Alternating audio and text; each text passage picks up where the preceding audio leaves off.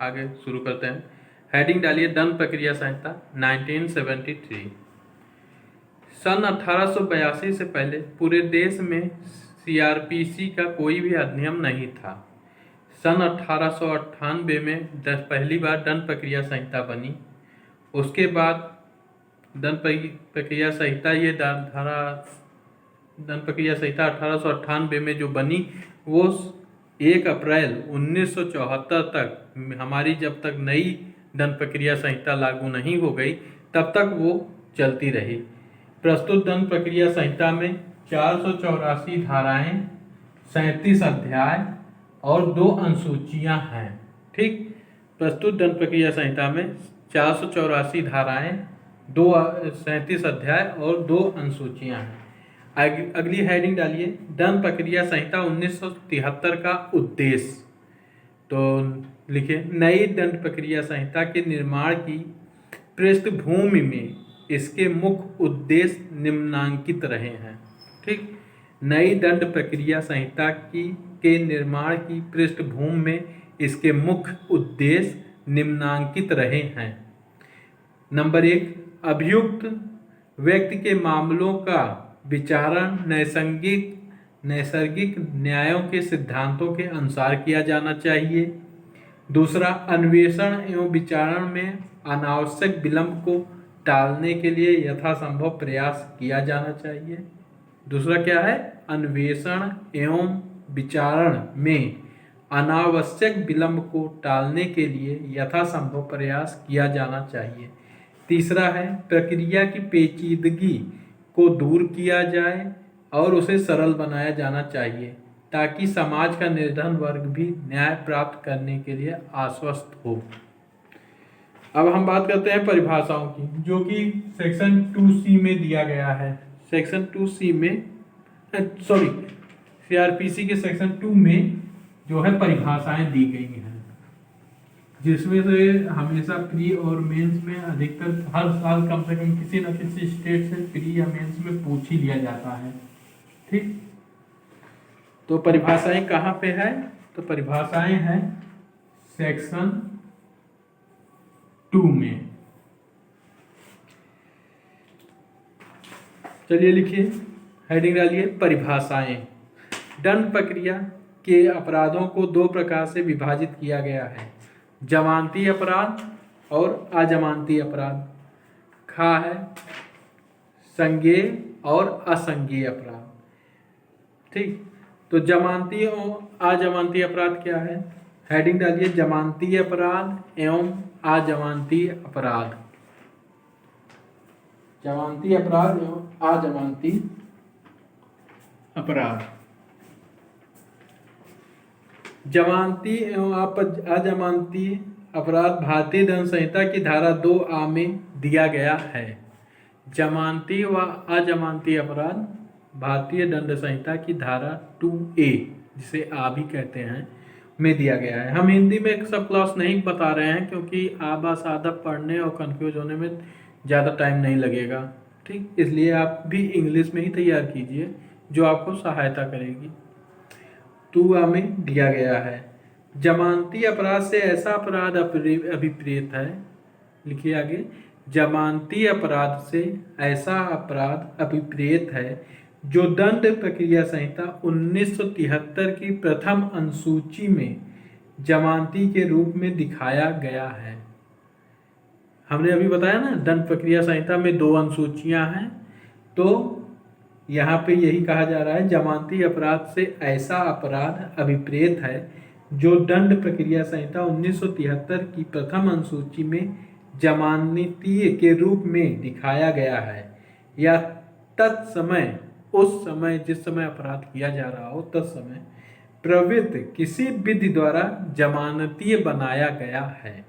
ठीक, और अजमानती अपराध से अन्य अपराध अभिप्रेत हैं। मतलब जो अपराध जमानती नहीं है तो वो अजमानती होगा। ठीक, भारतीय दंड संहिता की प्रथम अनुसूची में स्तंभ 5 में दिया गया है कि कौन से अपराध जमानती हैं और कौन से नहीं हैं। ठीक, भारतीय दंड संहिता के प्रथम अनुसूची में स्तंभ 5 में दिया गया है कि कौन से अपराध जमानती हैं और कौन से नहीं हैं। यदि सीधा सा है, यदि कोई अपराध, सीआरपीसी क्या कहती है समझ लीजिएगा, यदि कोई अपराध 3 वर्ष से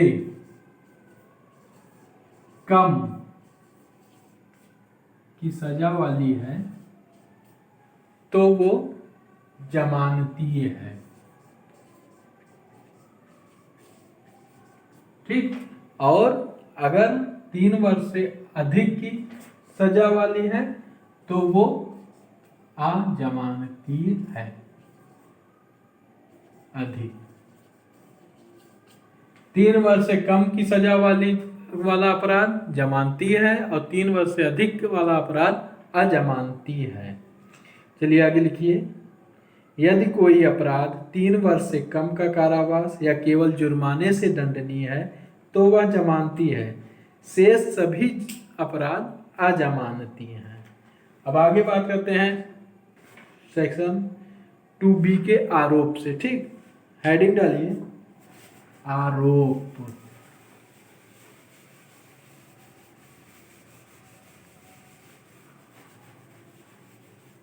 क्या हेडिंग है? आरोप।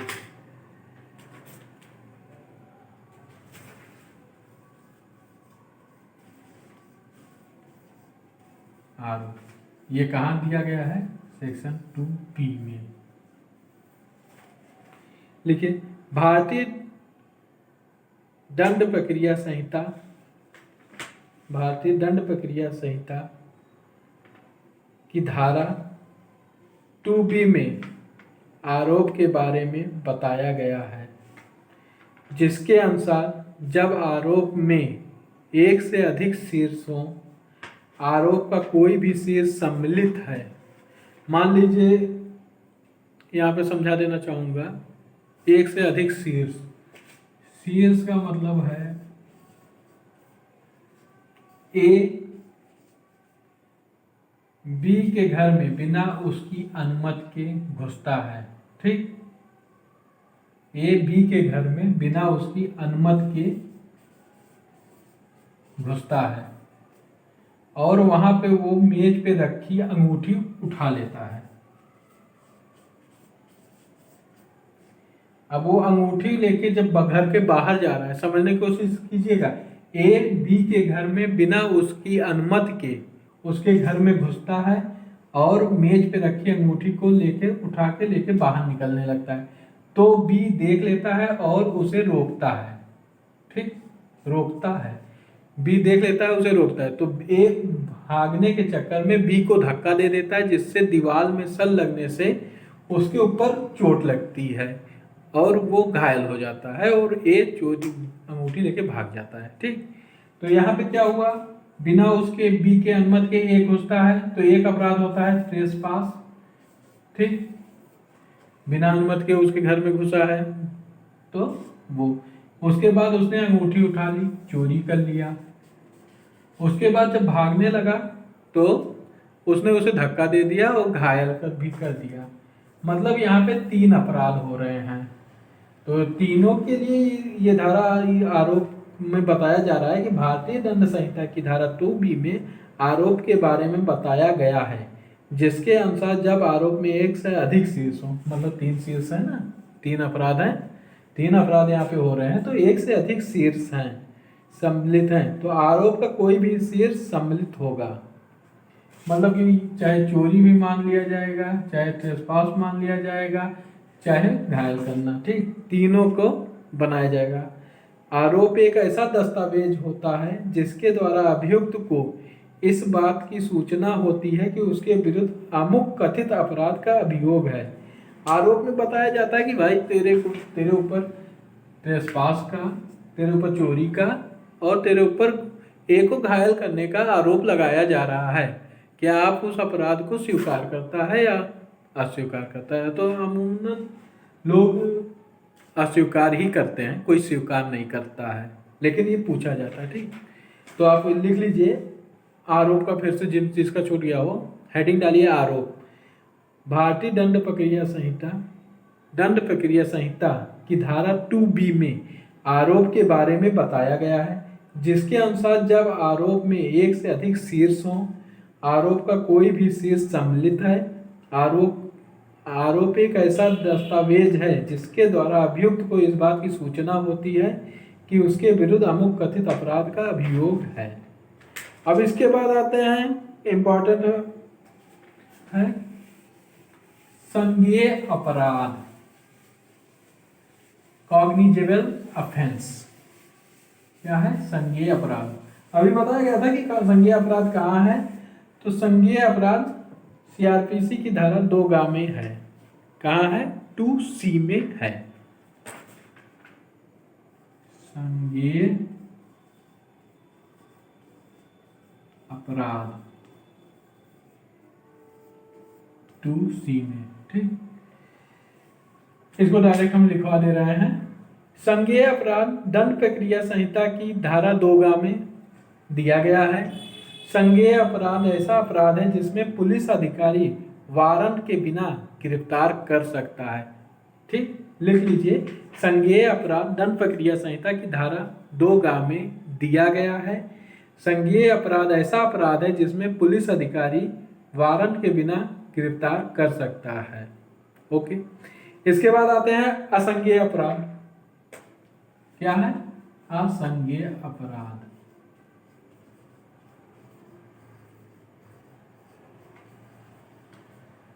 असंज्ञेय अपराध कहाँ दिया गया है? हिंदी में बोले तो 2ठा में दिया गया है।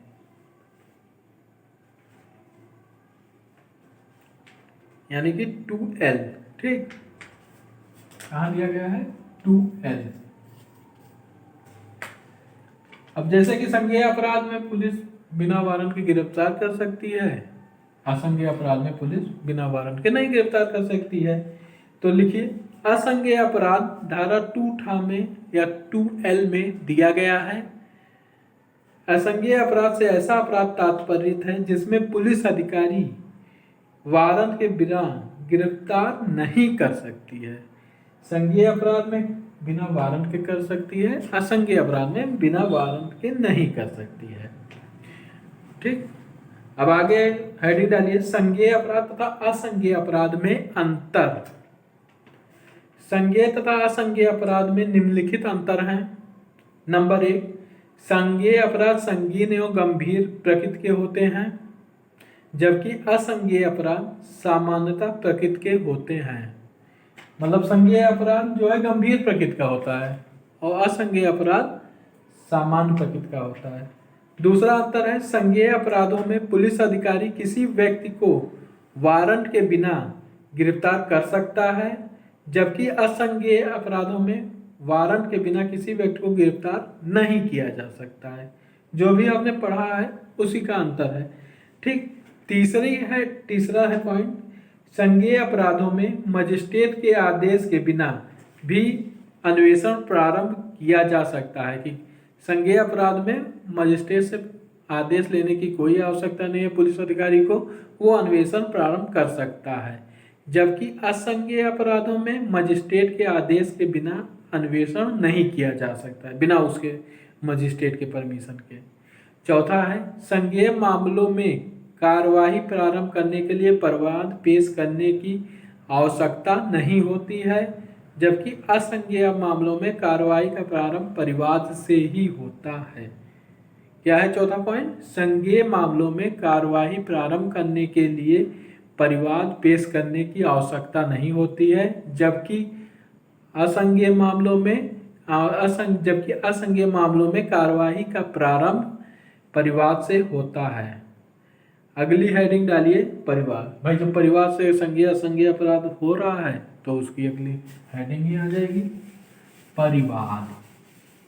जैसा कि मैंने पहले ही बताया था कि परिवाद कैसे हो सकता है, परिवाद लिखित भी हो सकता है, मौखिक भी हो सकता है। परिवाद किसके सामने पेश किया जाता है? परिवाद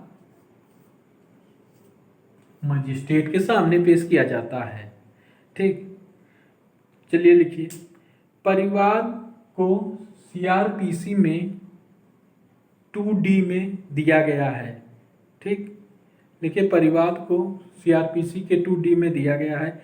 परिवाद से अभिप्राय इस संहिता के अंतर्गत, परिवाद से अभिप्राय इस संहिता के अंतर्गत कार्रवाई किए जाने की दृष्टि से लिखित या मौखिक रूप में किसी मजिस्ट्रेट से किया गया वह कथन है कि किसी व्यक्ति ने कोई अपराध किया है, चाहे वह ज्ञात हो या अज्ञात, लेकिन इसके अंतर्गत पुलिस रिपोर्ट नहीं आती है। परिवाद के अंतर्गत क्या नहीं आती है? परिवाद के अंतर्गत पुलिस रिपोर्ट नहीं आती है। जो हम थाने में जाके रिपोर्ट दिखाते हैं कि हमारे घर चोरी हो गई, हमारे साथ ये हो गया, वो हो गया, और थाने का भाषाधक अधिकारी जब हमारी सूचना को या हमारे प्रार्थना पत्र को स्वीकार करके रिपोर्ट लिख लेता है तो वो परिवाद के अंतर्गत नहीं आता है। आगे लिखिए, सामान्यतः पुलिस रिपोर्ट को परिवाद नहीं माना जाता है, लेकिन 2 का स्पष्टीकरण के अनुसार यदि किसी मामले में अन्वेषण के पश्चात किसी असंज्ञेय अपराध का किया जाना प्रकट होता है, तो ऐसी दशा में पुलिस अधिकारी द्वारा दी गई रिपोर्ट परिवाद और पुलिस अधिकारी को परिवादी समझा जाएगा। सीआरपीसी के धारा 2 का स्पष्टीकरण कहता है कि यदि किसी मामले में अन्वेषण के पश्चात यह प्रतीत होता है कि किसी असंज्ञेय अपराध का किया जाना प्रतीत होता है, तो ऐसी दशा में पुलिस अधिकारी द्वारा दी गई रिपोर्ट जो न्यायालय को दी जाएगी, उसे परिवाद और पुलिस अधिकारी को परिवादी माना जाएगा। ठीक, अब आगे हम बात करते हैं परिवाद के आवश्यक लक्षण। परिवाद के आवश्यक लक्षण है, किससे पता चलेगा कि ये परिवाद है। ठीक, तो परिवाद का पहला आवश्यक लक्षण है परिवाद मौखिक या लिखित रूप से मजिस्ट्रेट से की जाती है। परिवाद का पहला लक्षण लिखिए, परिवाद मौखिक या लिखित रूप से मजिस्ट्रेट से की जाती है।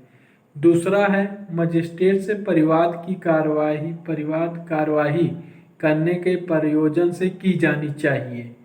तीसरा है किसी भी शिकायत को तब तक परिवाद नहीं माना जा सकता जब तक कि वह विधि द्वारा दंडनीय कोई अपराध घटित न करता है। ठीक, इतना हो गया। परिवाद के आवश्यक लक्षण क्या है? परिवाद नंबर 1, परिवाद मौखिक या लिखित रूप से मजिस्ट्रेट से की जाती है। दूसरा, मजिस्ट्रेट से परिवाद कार्यवाही करने के प्रयोजन से की जानी चाहिए। तीसरा, किसी भी शिकायत को तब तक परिवाद नहीं माना जा सकता जब तक कि वह विधि द्वारा दंडनीय कोई अपराध घटित न करता हो, मतलब अपराध होना चाहिए परिवाद होने के लिए। परिवाद एवं प्रथम इत्तला रिपोर्ट में अंतर। प्रथम इत्तला रिपोर्ट जिसे FIR कहते हैं और परिवाद में अंतर। तो हेडिंग डालिए, परिवाद एवं प्रथम इत्तला रिपोर्ट में अंतर।